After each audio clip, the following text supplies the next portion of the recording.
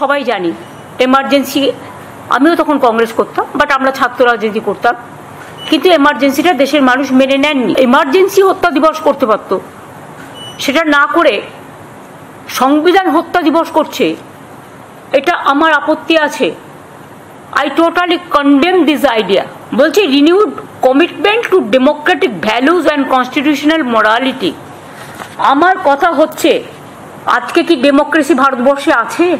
তাহলে গণতান্ত্রিক পদ্ধতিতে প্রতিদিন তো একটা করে গণতন্ত্র হত্যা দিবস পালন হতে পারে।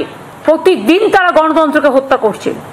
They bulldoze the state economy and all state government the fundamental rights also. Mamata Bandyopadhyay বলছেন বিজেপি নাকি প্রতিদিন গণতন্ত্রকে হত্যা করছে, গণতন্ত্রকে বুলডোজ করছে। বুলডোজার দিয়ে গণতন্ত্রকে হত্যা কে করছে? মমতা বন্দ্যোপাধ্যায়, মাননীয় মুখ্যমন্ত্রী মমতা বন্দ্যোপাধ্যায়। বুলডোজার দিয়ে গণতন্ত্রকে হত্যা, তার একটা গোটা লিস্ট আমার কাছে এই মুহূর্তে রয়েছে। আমি আবারও বলছি, বুলডোজার দিয়ে কেউ যদি গণতন্ত্রকে হত্যা করে, তার এক এবং একমাত্র কৃতিত্ব মমতা বন্দ্যোপাধ্যায়ের প্রাপ্য।